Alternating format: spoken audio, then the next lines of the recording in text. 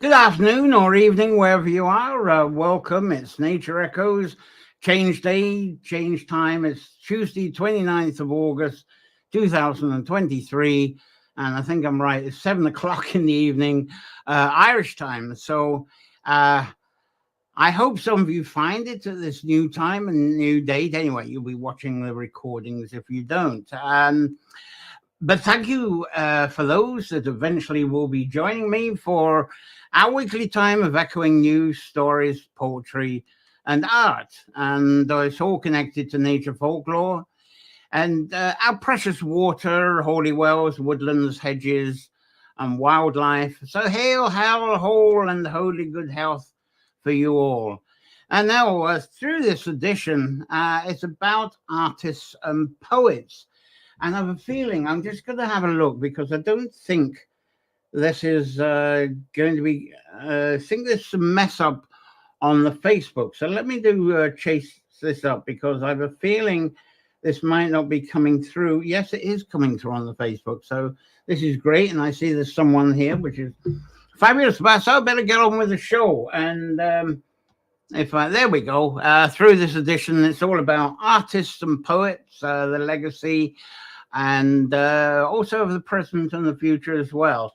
Plus, I've got the latest with that's going on with Journaling Nature Folklore course, and there's other news as well. And as usual, this Nature Echoes Live, plus the growing Nature Folklore videos, articles, the photo library, and the Journaling Nature Folklore course modules, they're all brought to you due to the support of our kind subscribers. And that's the link there. For subscribing, if you're not a subscriber already. There's a free subscription level, and on that you do get a lot of stuff. You get access to at least 40 very informative nature folklore articles each year, adding to. And if you upgrade to become a support subscriber, that includes my Journaling Nature Folklore course of 20 modules per year. You can join anytime. And I've actually got some developing news that I'll be sharing with you a bit later on about that course. But the course, anyway, the Journaling Nature Folklore course, which it is currently at the moment, it's a revolving course, not a linear one. You get the latest updates added because I'm adding to each of the modules each year. I will be anyway. So there's always something new. And as soon as possible, I'll get the seasonal online workshops going up to 4 a year. And also there'll be some get-togethers. It's nice to have some of us actually meet up live. We've got a lovely country house hotel down the road, which is a pretty good location for this. And we'll have other options as well. But as a support subscriber, cost is €5 a month, or you can go for the 50% discount, €30 a year in your currency. So thank you, support subscribers. That's why I'm still here broadcasting, and it helps to pay for my monthly fees and annual fees to keep the show on the road. So with all that pledging sorted out, let's see. We've got people joining pretty quickly. The hearts are going up. Thank you very much. Nobody's made a comment and saying who they are, where they are, and so forth. But thank you for joining anyway, early birds that are here. I hope I'll get some comments, questions from you as we go on. So I will commence with a drink of water, and we'll go on. I'll talk about the legacy and future, the legacy, the present, the future of artists and poets.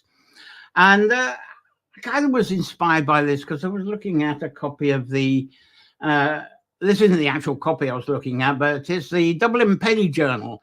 And the one I was looking at was of July the 14th, 1832. And there's already talk of Ireland preparing to, well, this is what it was saying in that Penny Journal. It says, and this is way back as, let's get that picture back up again to make sense of what I'm saying. No, that's not it. Anyway, as I say, from the journal, Dublin Penny Journal that came out in July in 1832, it was already saying in that there's talk of Ireland preparing to arouse herself from the lethargy of ages. And remember, this is just before the Industrial Revolution.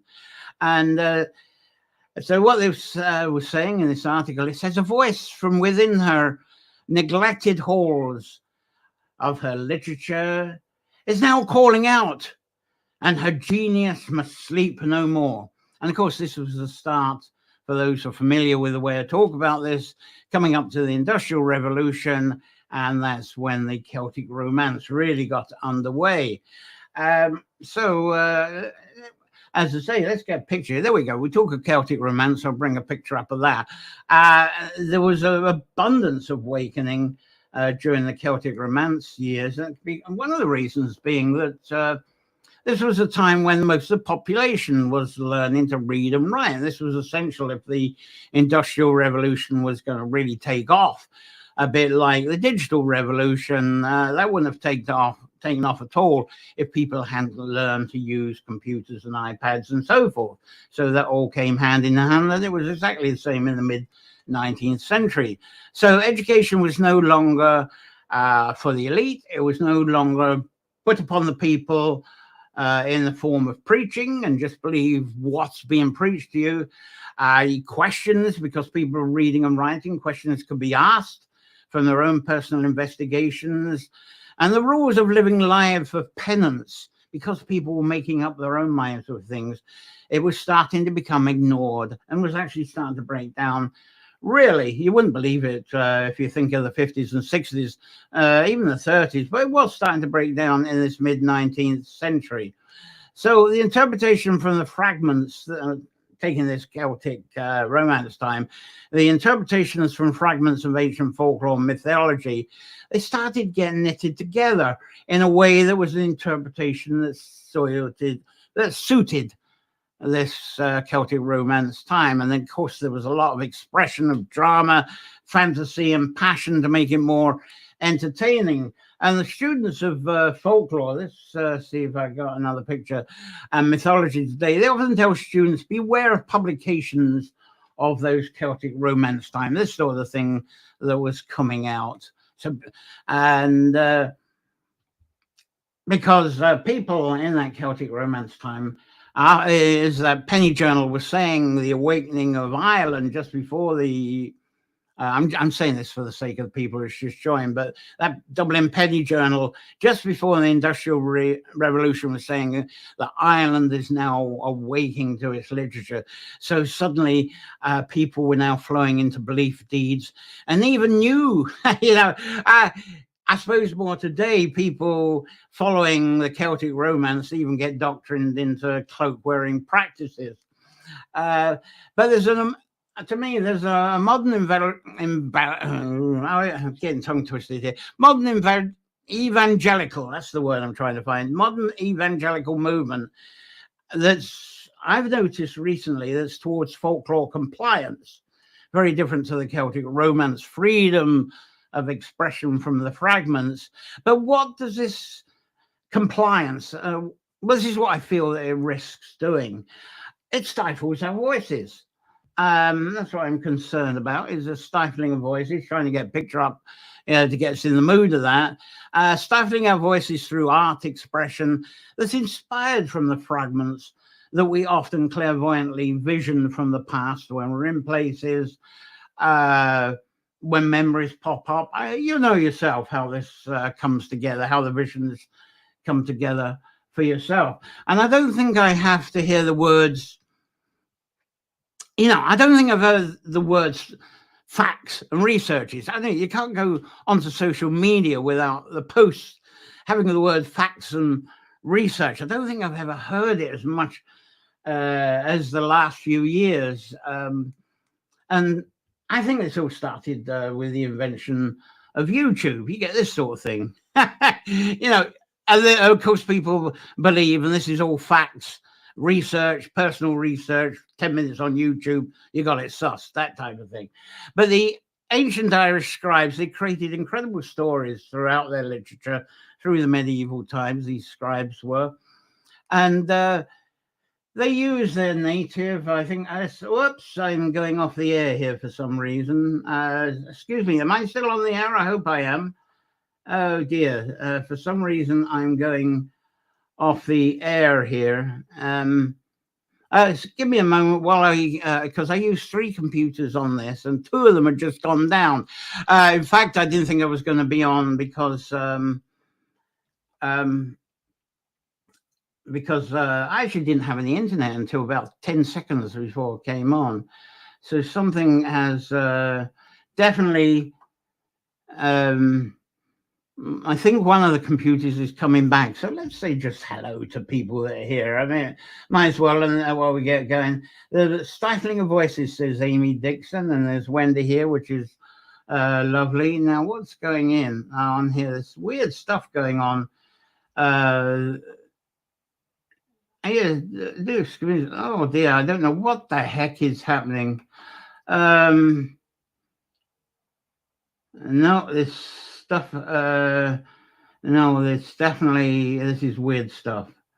And I'm still live. What's happening is the computers that throw up that I got for throwing up the slides, the photographs. I don't want to go without them because there's some lovely photographs coming up and other notes. And it's just the two of them have just shut down. So give me a moment. I'm going to get an hold on a moment. I'll give you another picture, I think, make this interesting. I'll be back in a moment because I'm going to get an alternative computer to see if I can get through this because this is not working at all. I won't be long.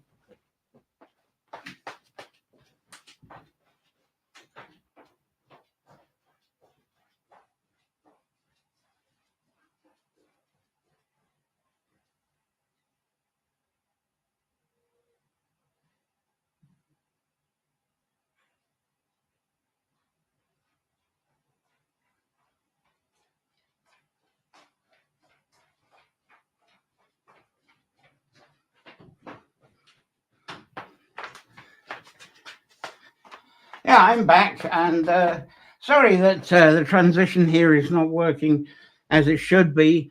I'm going to try and get all the stuff to feed because it'd be a shame not to have the pictures that I got. Right,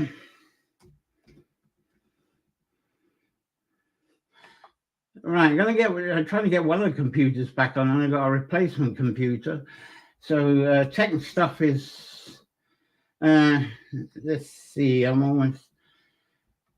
One of them I have to remember password to get in, which is always horrific. No, that's the wrong password. So I think half of the show is not going to. Well, oh yeah, and what is said about the Mercury retrograde, usually that doesn't affect me too much, but I'm really, yeah, they just shut down, as I say, the internet just came back about 30 seconds before I was on. I'm going to try and get something going here. Right. Now, I should be, the alternative computer should see me right. And the good news is now I will be able to get the rest of the pictures up, which is fantastic. But yeah, something else. The internet's sort of, I'm getting a flash, the internet's dodging. No, we're in good shape. It's coming back and signals powerful up. We'll get back in the serious action. Oh, sorry about this. It keeps coming. The stuff keeps coming and going. Yeah, definitely retrograde. You know, I'm trying to switch on and of course it's deciding to switch off. Hopefully we'll get into a flow in a moment. No, it's frozen. I just put another computer on and it's frozen on me. It was going very well and then it just decided to have a good old freeze. So, right. I think I'm just about to have something. Right, I'll get back to best I can. Anyway, I was talking about how the scribes, they have incredible stories, and there we go, voices from the past there. They use their native, now trying to think what I'm on doing there.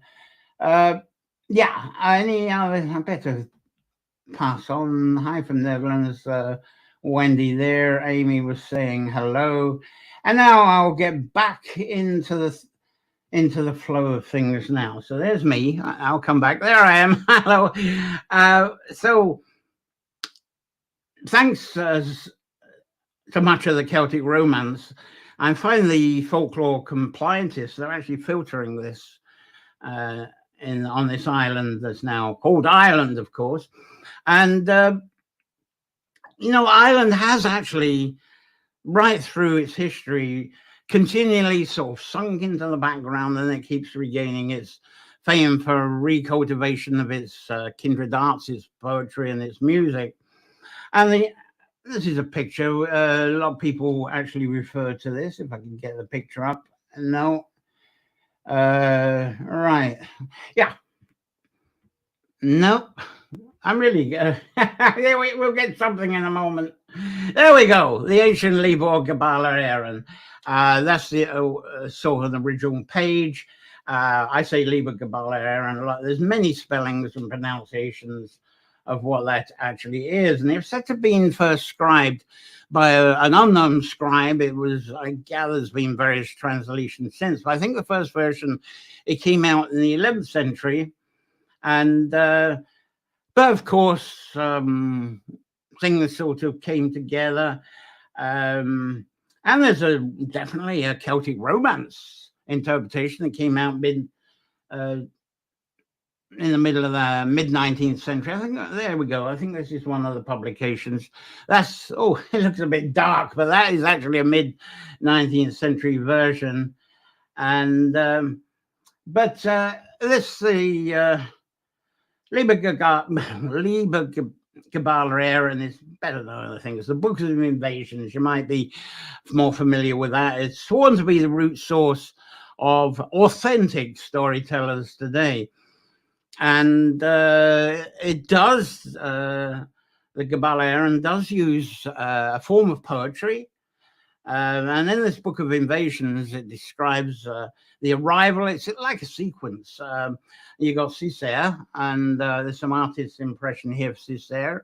Oh, I like this one. There we go. There she is. She's said to be the granddaughter of Noah. And the group that came over, and I see a few men there, but the actual story is that it was a bunch of women. I can't remember how many, and there was only 3 men. And they arrived on this island, the first invasion, and they got here before the Great Flood. Somehow Cessair understood that there was a flood coming even before Noah did. And so she brought these people here. But a problem was, I suppose, the 3 lads, they thought, oh, goodness me, with a boat of women, they're off to paradise. But unfortunately, what happened was the men died off. And so there was no more breeding amongst the women. So that was the end of Cessair and her group. There we go. And there's various arguments about where she's buried. And the one they don't feature, and I've still got to research to find out where it is, but Boyle in County Roscommon, which is not that far away from here, has apparently got a mound of Cessair. But I'm going to try and ask archaeologists what their opinions are, which one it is. Some of them might even say it's Heapstown, but I think that's unlikely. There is a cairn that's stuck in the middle of a tree plantation. It's very difficult to get to.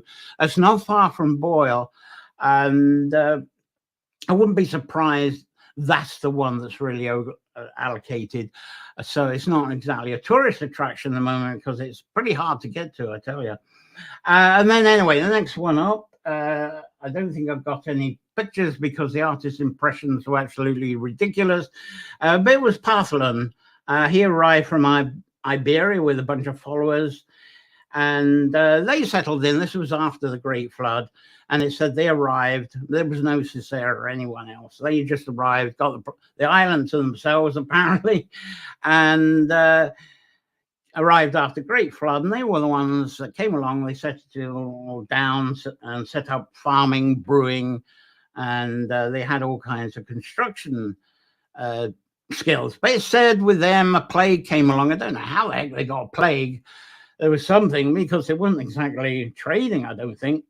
Anyway, there was a plague came in, so they all got wiped out. So that was that. What gets me with the Book of Invasions, if these sort of invading crews that were arriving got wiped out, who was around to actually record the existence of these? That's a question that always runs. Then we got Nemid arrives. Yeah, I think I've got a picture of him, old man Nemid there. He came with another bunch of folk, also they say from Iberia, though some storytellers say no, they're from way up north. And actually, talking of the north, the Fomorians actually were the first started to enter into the Book of Invasions because they became enemies of the Medians. The Fomorians suddenly turned up, and so their stories were forever abundant after this time.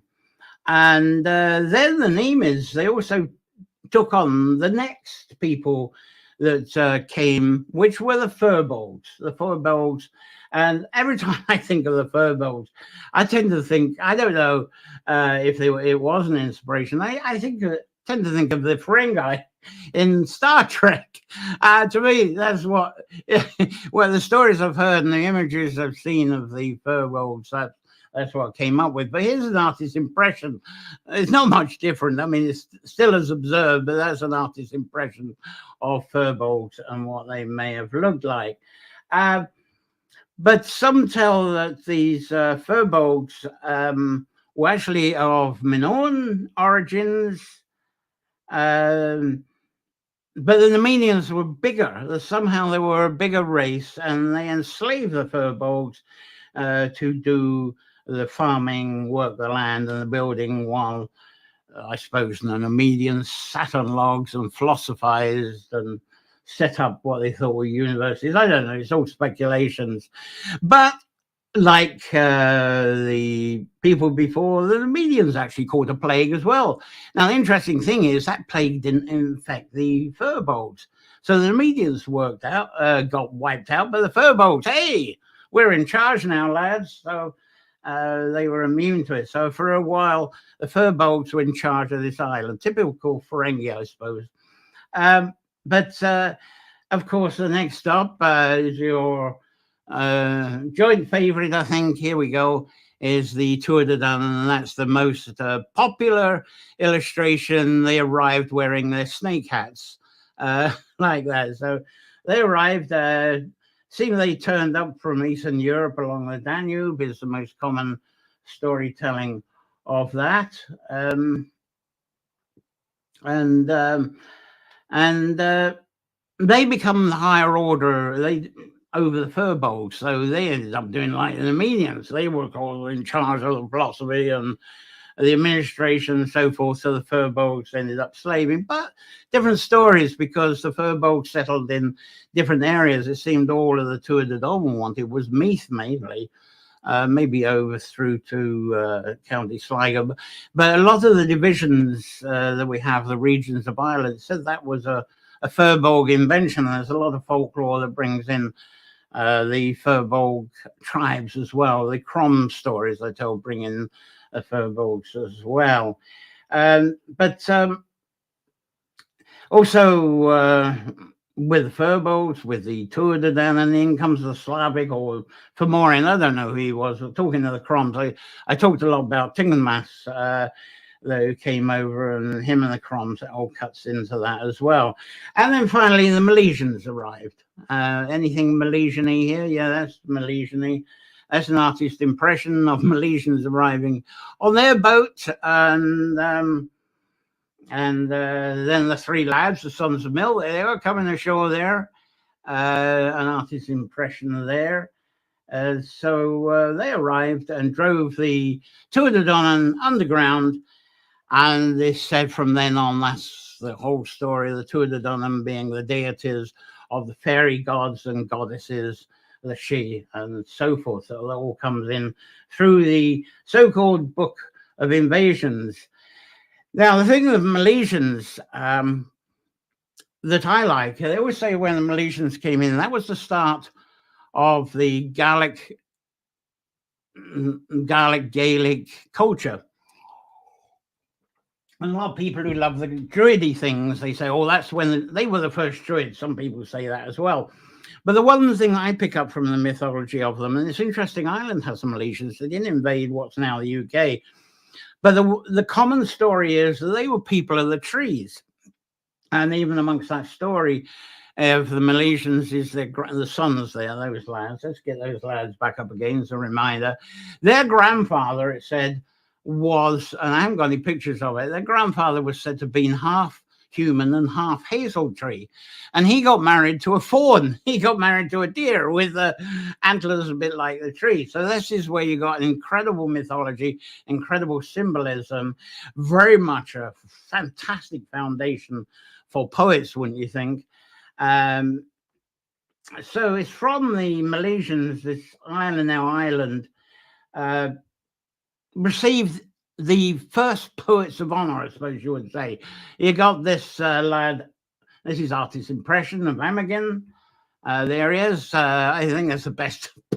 I don't really just sort of commanding the sea and commanding the two of the Dunham were rivaling up the sea. And so he's calming the sea there. And the other poet of that time, he doesn't seem to have artist impressions, and that was Lugard. He was equally that. I don't know why he doesn't get the stories like Imogen. Anyway, this was the start of the bards, the poetry, the whole Gaelic tradition of, I think, of the legacy of the poets that I'm sort of having a long introduction to. And fortunately, the equipment's staying on. And now, the thing is, I've always believed the whole thing about the Milesians, the others, I think there's fragments of that horrible word truth in that, but I think the Milesians is a total myth story. It's there to, their story is there to tell us something, I believe. I do believe some tribes did arrive from Iberia. Maybe they arrived pre-Iron Age, the end of the Bronze Age, possibly up to 1000 BC. And when they arrived, for different reasons, it might be flood, it might have been a climate change thing, something. A lot of these people, the races coming in, they're not armed to the teeth to try and repossess the people that's there. Often they've come in for a reason. Saxons, for instance, all their farmland had become marshy. They would have starved if they hadn't gone somewhere else. So it might have been something like that. But different tribes arriving from Iberia or wherever they came from, Greece, they're definitely being here in order to cooperate, market, and share out. Then I'm sure there were very powerful alliances, which would have been done in the usual way through marriages and union, that type of thing. But it took until about the 11th century AD to scribe about the Milesians. So that was a long time between the so-called arriving and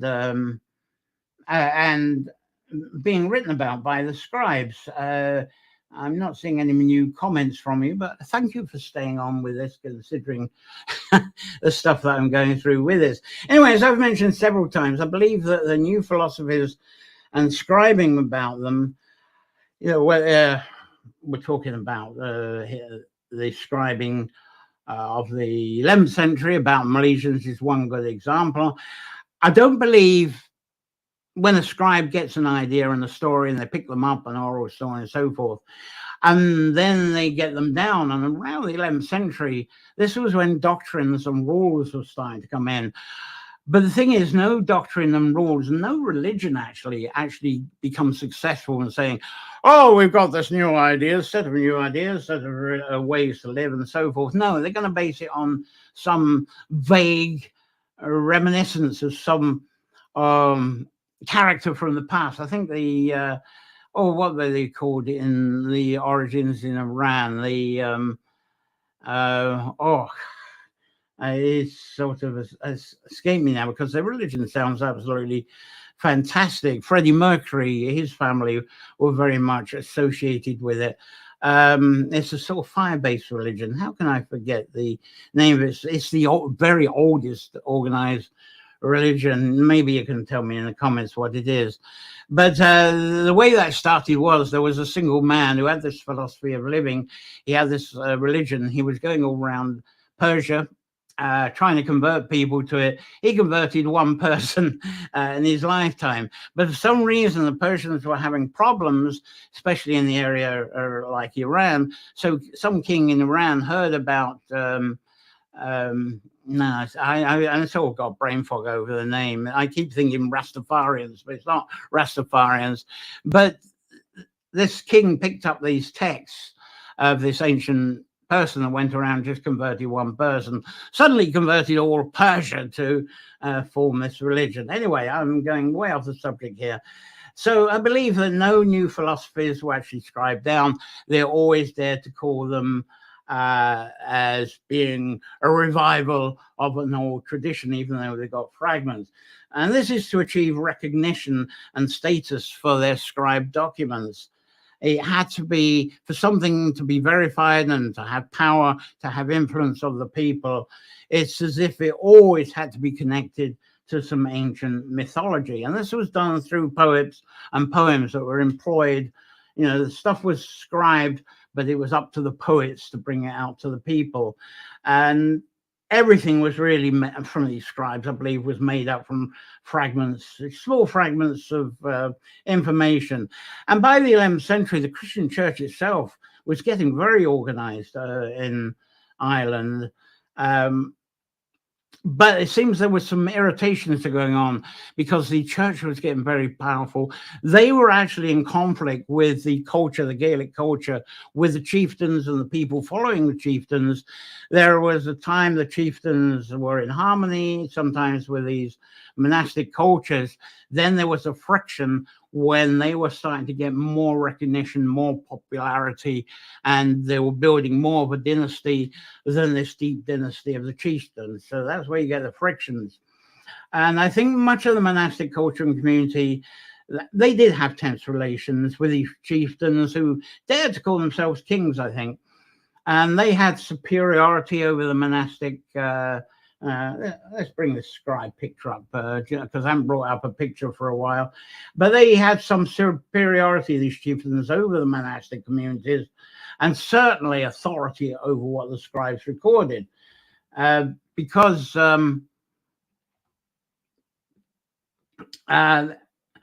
these chieftains, they were trying to hold on the best they can to the legacy of the Gaelic past.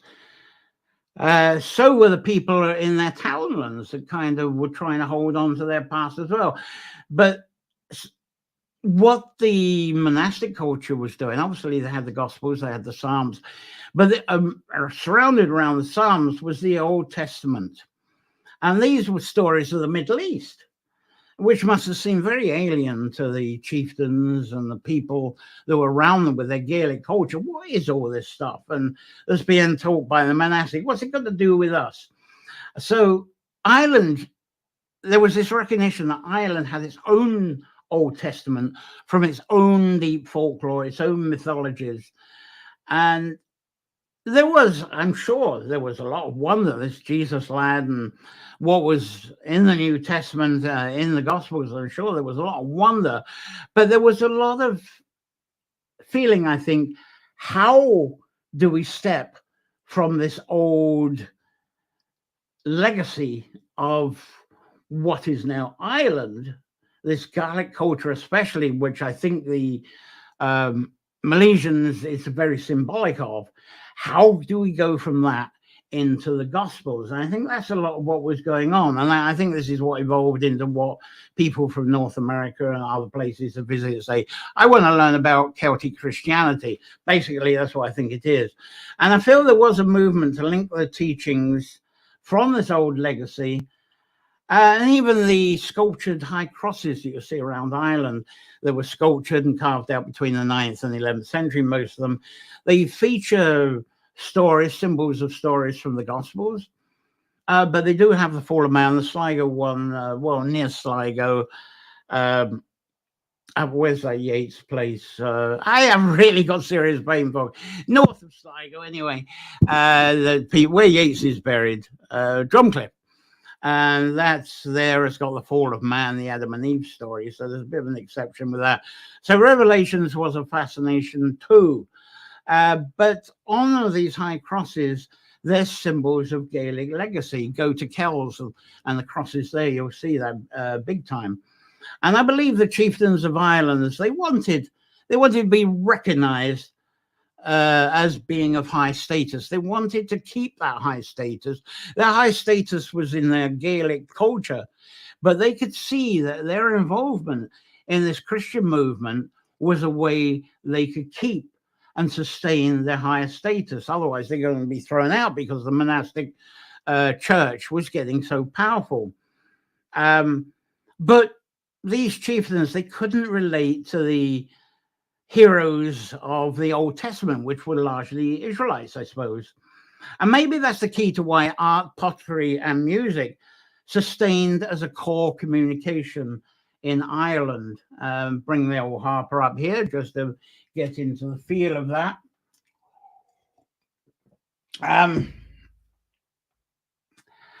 I could go on for another hour or two just explaining that further, but no, I want to move on from this because from the 11th century, Ireland had a version and soon several versions of the Liber Gabala Aaron, as I've mentioned.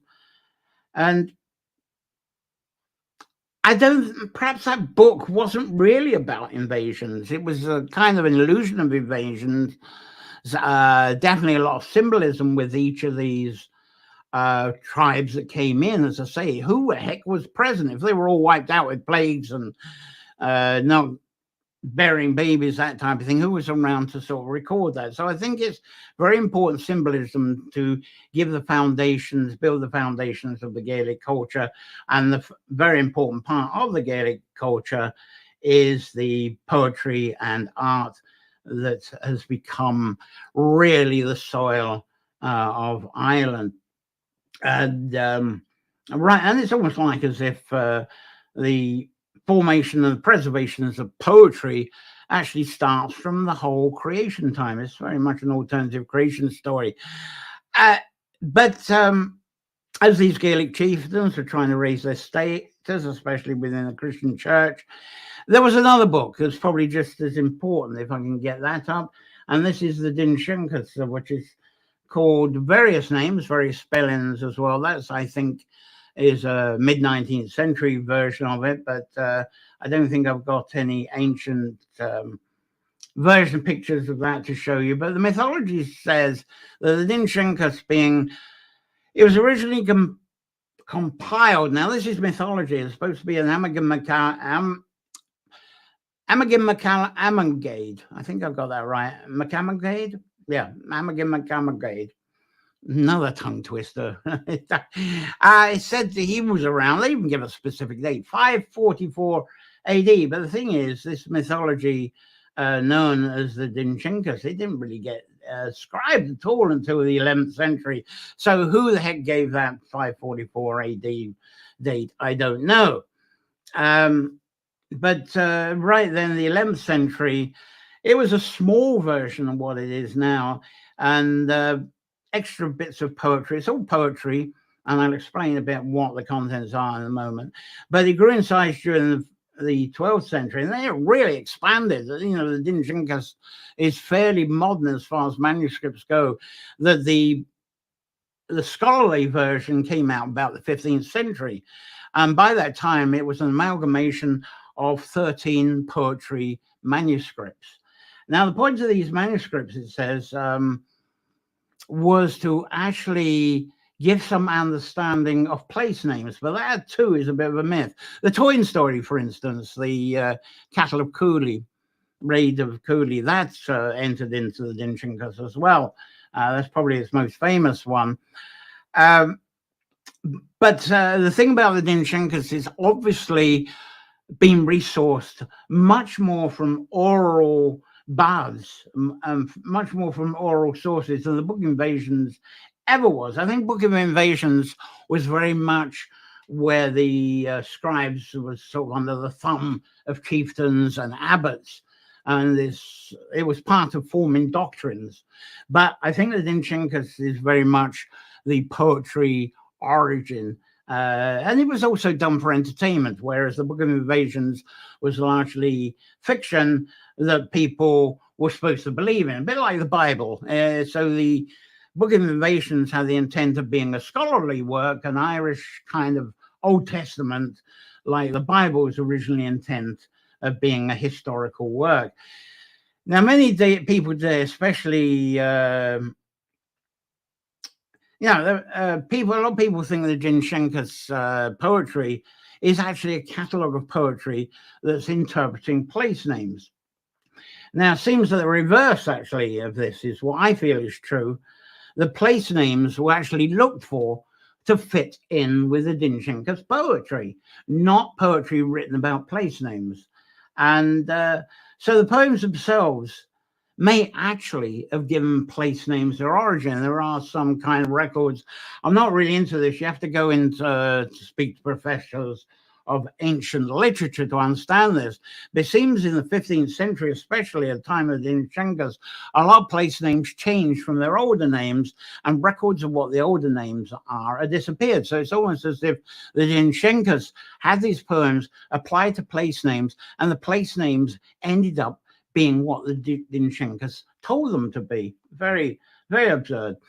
Anyway, learning the Dinshenkas from late medieval times onwards, it became very much a status symbol for anybody who wanted to come from the farms and the peasant kind of life, heathen kind of life, and to get into some kind of status. And it was a way, learning the Dinshenkas was a way of getting an entry into the elite of the time. Examples is for people drawing into the military, rather than coming out of the farms and being the frontline soldiers. If they knew the Dinshenkas, they would immediately become officers and get high military ranking through, supposedly through understanding the Dinshenkas. It means they were rated as knowing landscapes from the basis of the landscapes names. So they knew if they did, they put together battle plans, that these people knew what the landscapes were about just from reading poems in the Dinshenkas.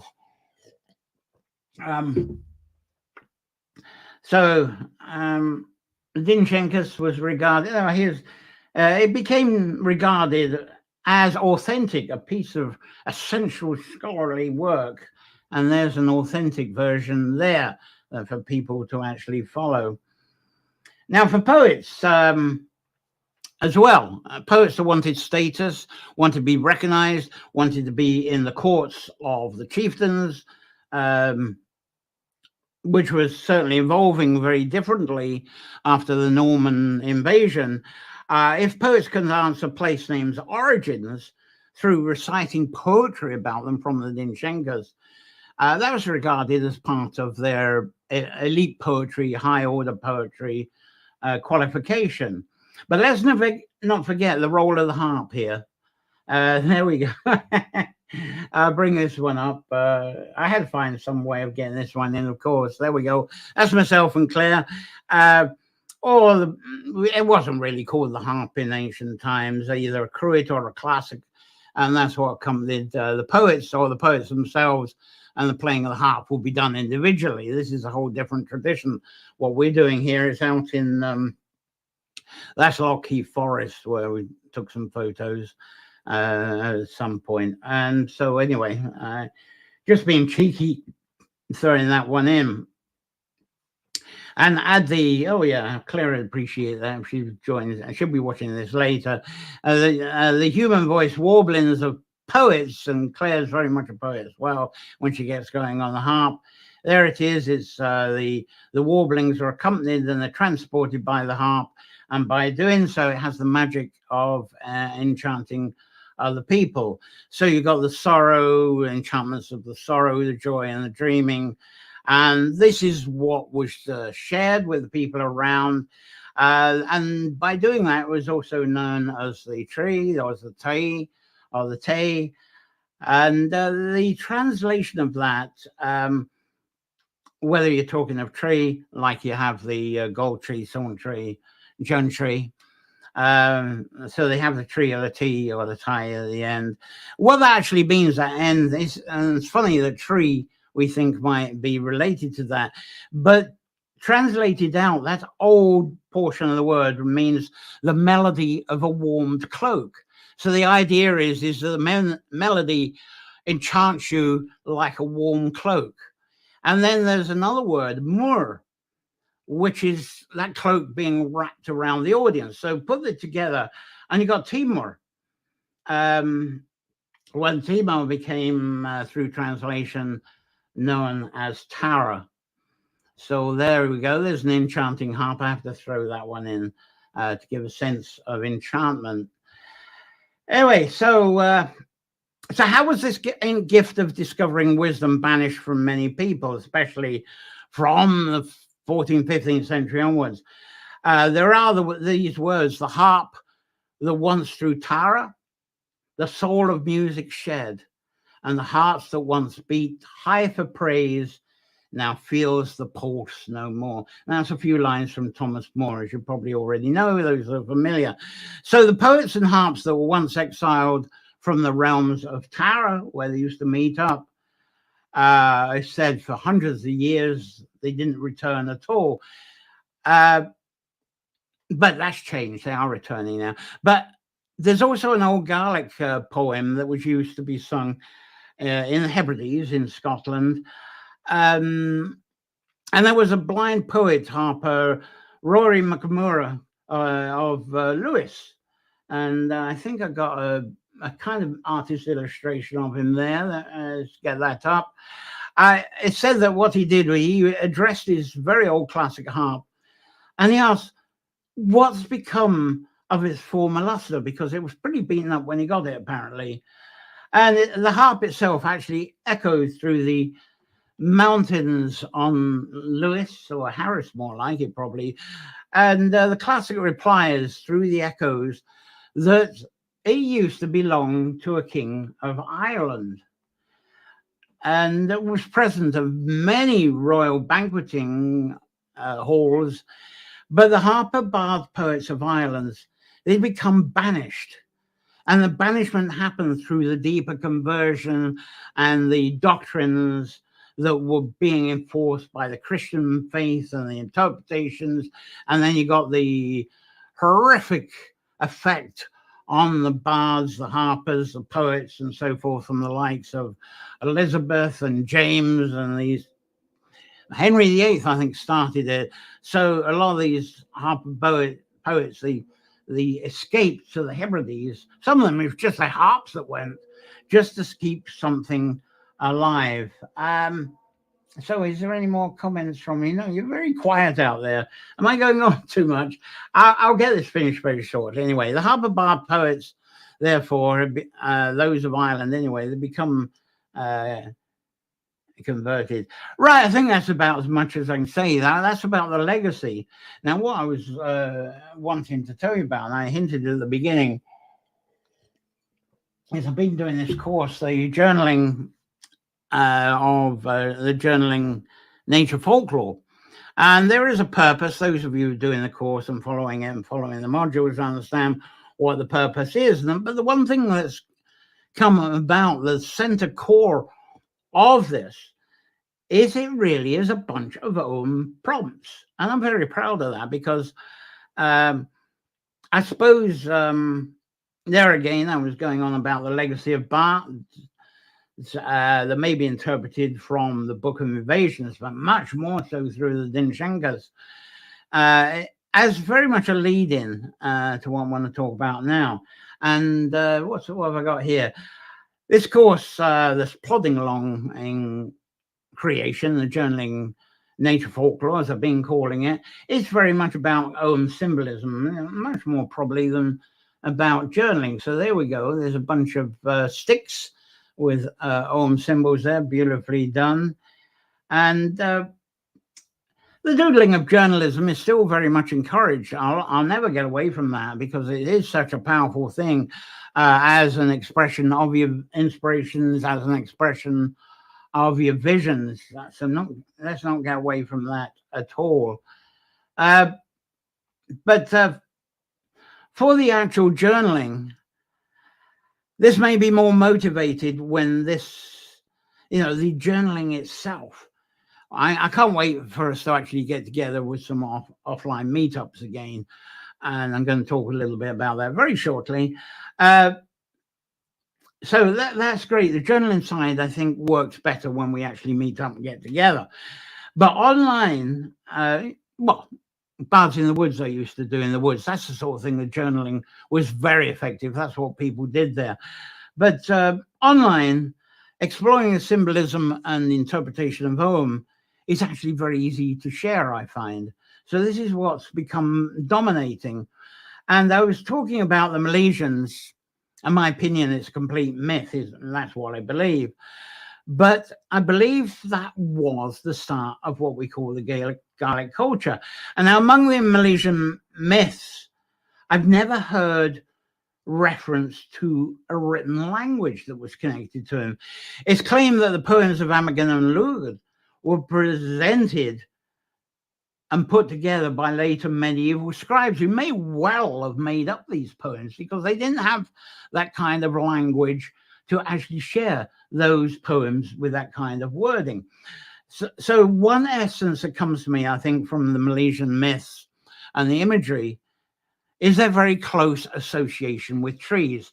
Another word that comes up, you don't hear it so much now, but I heard it when I was much younger, that these were people that were people of the trees. In fact, the Gaelic word itself, I'm not going to go through it, but if you actually go through the Gaelic or the Gael word, you get clues of it in the Welsh, but it's talking about people of the trees. And it's interesting how there was a transition, and I think it was about 789 AD for some reason, because they were learning how to make, they were using parchment, but people were starting to learn how to make paper from trees.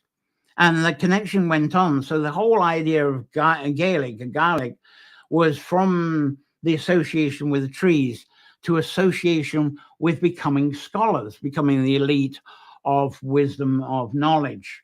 So they're interesting. So that's why these Gaelic chieftains wanted to hold on to the dynasty, because they had been leveled up to the elite of scholars. But let's think, in Malaysian, which was way before the medieval times, their association with trees. And in myths of other country, they also, Chinese especially, Indochina, they talked or they communicated with each other with an association with tree imagery, which they attempted to put into sort of tree stick, twigs. There is a Chinese twiggy, I haven't got the picture, but there's a sort of a twiggy alphabet. It's a bit like the Om that was used in China well before the Om.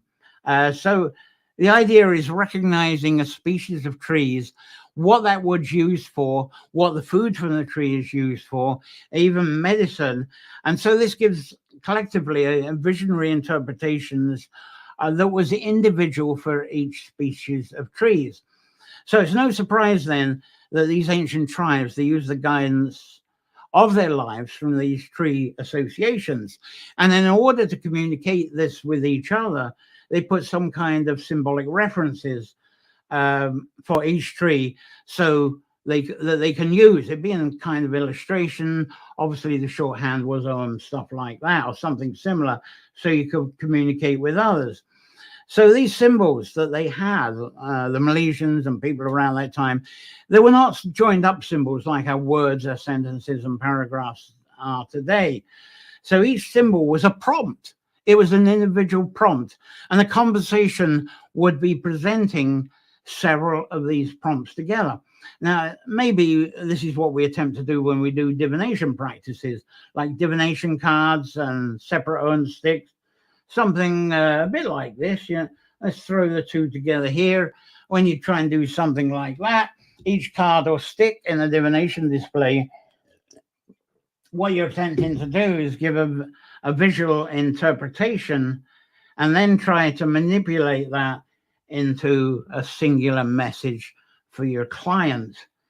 Ancient people, they wouldn't have had the ease of translating prompts like that, cards or sticks, into a modern language. That's as far as they go. So hopefully by showing that, the person will pick up from their own telepathy, from their own clairvoyance, from their own visions, what was there on the random sticks or whatever they were used for divination. So they didn't have the luxury of connected language like we do. I think that's quite tough for us to understand. because we do translate our inspirations from vision, and we immediately perhaps write them down. We make a bit of sculpture. Well, ancient people may well have done that, a bit of sculpture, drawing on a cave or on wood, whatever it is. But we translate our visions into a modern language so we can share it, because that's what we know. We know how to share it. But the exception is when we do. Even as modern humans, we can translate our visions through drawing and painting and making things that they call sculpture, and even into our crafts, even in furniture making. I've seen furniture makers that change traditional forms of furniture into something very visionary, and I'm sure you've all seen something like that. So what I'm getting around to is journaling nature folklore has changed to a new title, which is called its own prompts. So journaling nature folklore is now own prompts, and I'm inviting supporting subscribers to allow these tree species into their life, into their gardens, to be their prompts. Tree species that are aligned with the Om alphabet and symbols. It seems, the Om itself came as a separate thing, because people have aligned Om with weather, with animals, with plants, but the tree ones suddenly take off. And I think that's because of the earlier Gaelic culture that came in. And that started around 300 AD, I think. And despite the earlier folklore, there's a folklore I've been followed, the Omer of the Tuatha De Danann, whose brothers were Cian and Dagda, that he invented Om by using a sign language with, you got your 10 fingers and thumbs, you can get the 20. If you're clever, you can illustrate the 20 symbols of the Om. Maybe you did, I don't know. But the thing for actually putting this down in relation to trees seem to be from 300 AD onwards. And when each tree species is considered, each has characteristics that we can relate into folklore, such as the oak. Here's a nice oak. Let's try that one as an example. There it is. It should be. That nice big oak tree there. And a lot of us, I think, we relate that to stamina, to strength, and balance and justice. Don't you think so? Does that make you think of those? Does that prompt visions of those things I've said?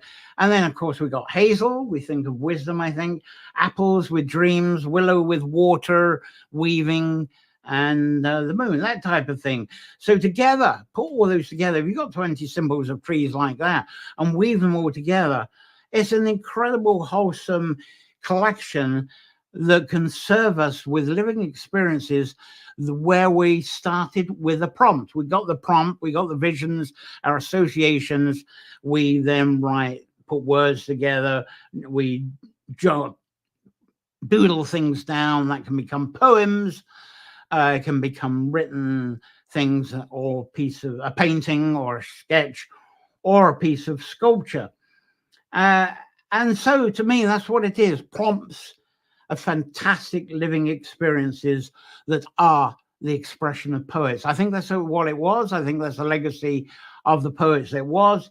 It's the legacy that we do have, given if we open up our clairvoyance of the land and the surroundings. It's our experience of the present, and it should, in my mind, be the continuation of the future for sustainability of life.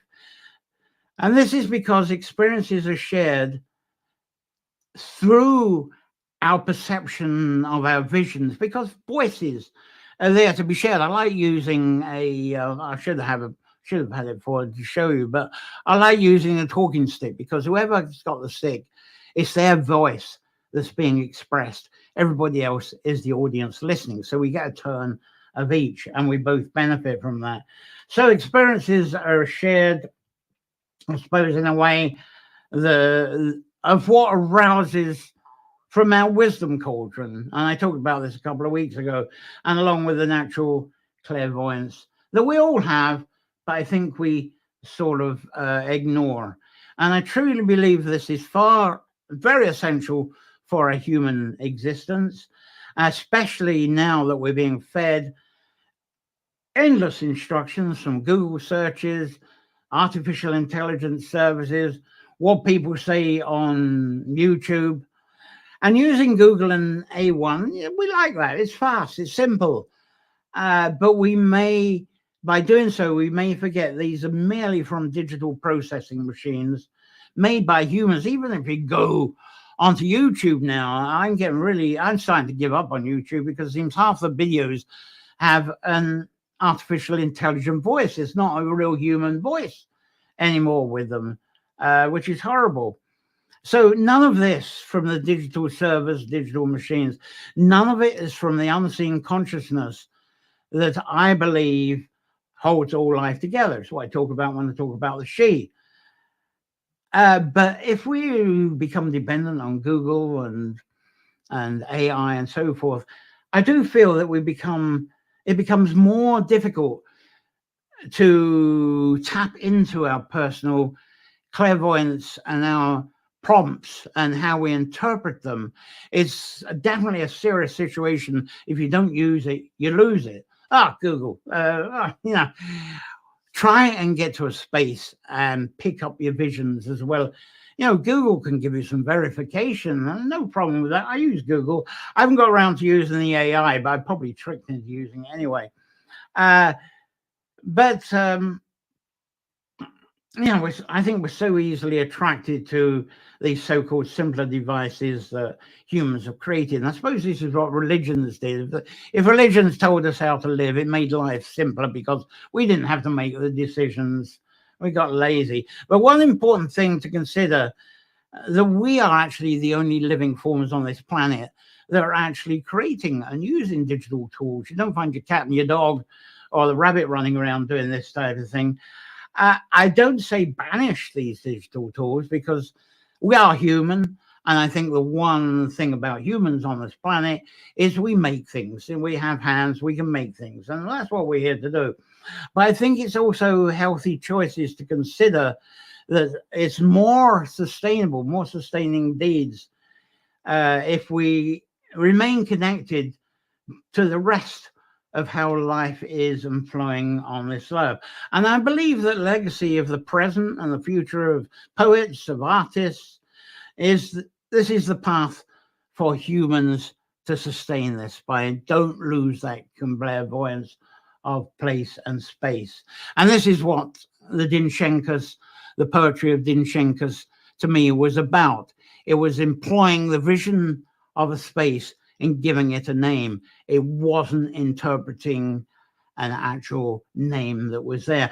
And there's John Ruskin. He is an Englishman, not Irish, but he has a phrase I have always regarded right through my life as being very life guiding. And what he says, art has to be true to nature. And this is a very sort of English sort of picture to sort of round this off with. I'm sure that man is quite in tune with his nature surroundings there. And also very important, as I personally find, is that, some art is very intrusive upon nature. I remember going into a forest by Loch Lomond, the east side of Loch Lomond, and there was this massive sculptures. And these massive sculptures, in order to be there, had to have probably heritage trees cut down, because on the east side of Loch Lomond, they're pretty ancient trees there. So some of those would have come down to have these big sculptures, one of them being an eye or this sort of thing. And that's why I think the intrusion happens. We should avoid that, because to me, that sort of intrusion is an artist trying to express dominance, superiority, authority over that flow of nature. I sometimes think the stone circles do that as well. So I'm absolutely delighted if I go to a stone circle and there's a hawthorn tree that split a stone circle, stone in half. But as I've said on other editions, they were used for astronomical calculations anyway.